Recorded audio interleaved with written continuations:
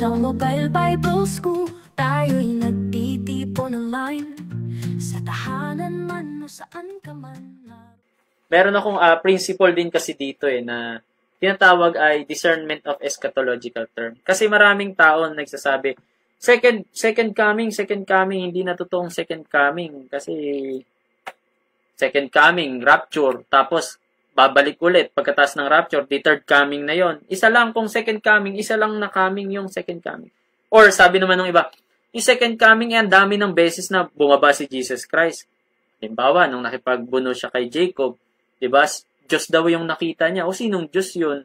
O di nagkataong tao si Jesus Christ. O sino naman yung kasama ni Meshach, Shadrach at Abednego na tila baga anak ng Diyos? O di dumating na naman siya. So, ang dami ng coming ni Jesus Christ. So, yung salitang second coming, hindi na siya talaga applicable ngayon. Marami nagsasabi ng ganon. That's why, isinulat ko itong the discernment of eschatological term. Na, hindi naman ibig sabihin na, dibawa, pag gumawa ka ng pizza, ito lang yung best topping. Hindi pwedeng ganon. Marami talagang pare-pares na pizza, pero iba-iba din yung timpla.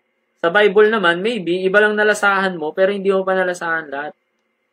Yung mga alam natin, dinidefine natin, ay hindi tayo nagiging specific. So, i-specify natin, ano ba kasi ibig sabihin na second coming?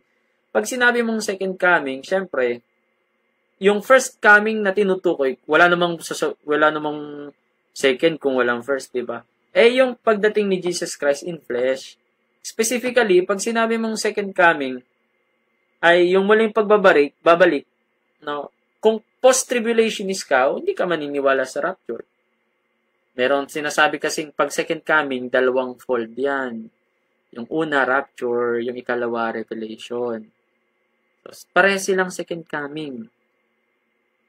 Parang siya, magiging confusing, di ba, yung dating.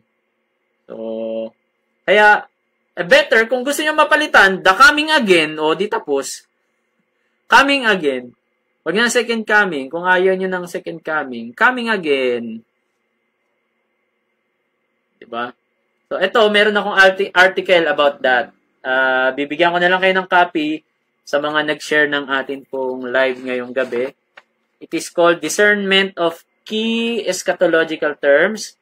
Ito ang kanyang outline, Debating the End Without Understanding the Beginning. So, rethinking the term second coming in biblical eschatology. At under that, merong 5 specific na tinutukoy. Yung second coming as a specific event, contrast with other biblical coming, second coming as a universal visibility, and specific and significant term, and yung discerned approach pagdating sa terminology yan. Maraming, ilang pages ito? 1, 2, 3. So, 3 pages. Yan, 3 pages. Yung isa ay, summary na nung 7 key. So, may 3 pages itong discernment of key eschatological term. At sa book na ginagawa ko, translation na lang ginagawa ko. English kasi ito, tinatranslate ko siya ng Tagalog at yung approach niya, yung hindi nakakaantok ng approach. Kung ano yung style kong nagsasalita, parang ganun din yung approach ng style ng pagtatagalog natin. So, Taglish siya. So, praise the Lord at maraming salamat po. Muli, I'm your brother in Christ, Roderick De Vera, ang inyo pong naging professor ngayon sa Systematic Theology 4. Part ng Systematic Theology 4 is Eschatology 101. Nagkaroon pala tayo ng pag-aaral patungkol sa angel at saka sa church. Panoorin nyo po sa ating YouTube. Type nyo lang, Mobile Bible School. Mobile Bible School. Kahit sa website, dagdagan nyo lang ng INC or Inc. Mobile Bible School Inc. So, www.mobilebiblesschoolinc.com. Yun po ang ating website.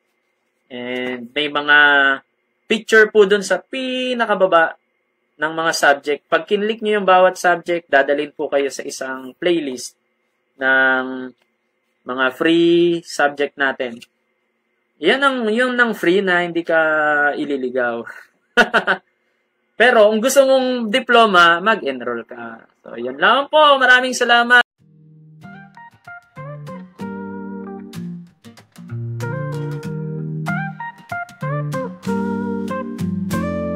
Sa Mobile Bible School, tayo'y nagtitipon online.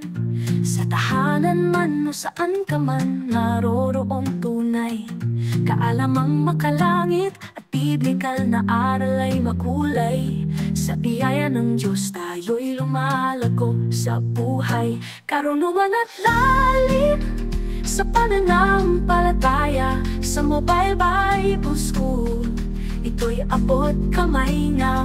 Sa bawat aralin, tayo'y natututo sa teolohiya at biyaya. Sabay-sabay ay lumalago tayo.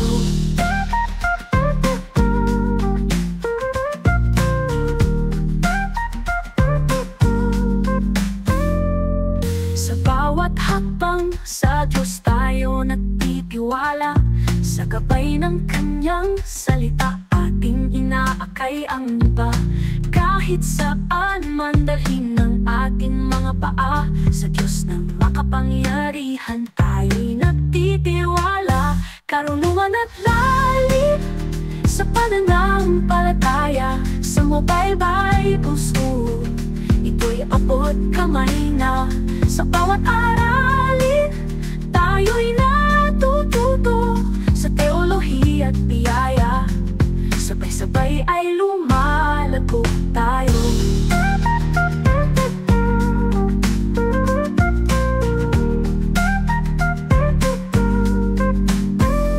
Ang pag-ibig ni Jesus ay walang hanggan. Sa bawat puso't isipan, tayo'y Kanyang tinuturuan. Sa online na paaralan, sama-sama tayong umaasa. Sa kaluwalhatian ng Diyos, tayo'y nagkakaisa. Karunungan at lalim sa pananampalataya. Sa Mobile Bible School, ito'y abot kamay na. Sa bawat aralin, tayo'y natututo sa teolohiya at biyaya. Sabay-sabay ay lumalago tayo. Hey, sa Mobile Bible School, tayo'y naglalakbay. Sa pag-aaral ng salita, tayo'y magwawagi.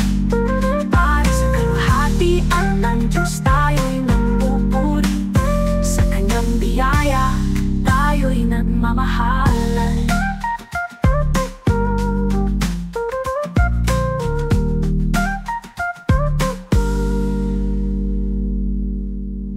Pag-ibig ni Jesus ay walang hanggan. Sa bawat puso't isipan, tayo'y Kanyang tinuturuan. Sa online na paaralan, sama-sama tayong umaasa. Sa kaluwalhatian ng Diyos, tayo'y nagkakaisa.